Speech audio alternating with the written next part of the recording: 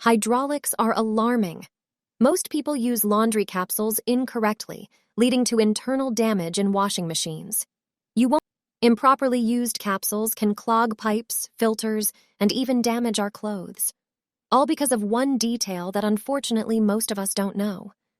Capsules appeared in stores a few years ago and quickly became a sales hit. A portion of laundry detergent is placed in a water-soluble coating. It is this coating that can cause a huge problem. You can only use them when you set the washing machine program to the appropriate temperature. The capsule doesn't dissolve properly at too low a temperature. Its residue can build up in the water drainage pipes, creating sludge. This is later responsible for the unpleasant smell coming from the washing machine. Plumbers call this the foul side effect of using capsules. See what happens to the capsule when we use it at a temperature of 86 degrees Fahrenheit. For the purposes of this experiment, we put it in a jar. After 15 minutes, the coating still hasn't dissolved in the water.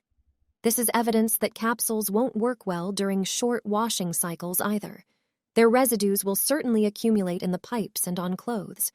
The situation is different at temperatures above 104 degrees Fahrenheit. The capsule dissolves completely.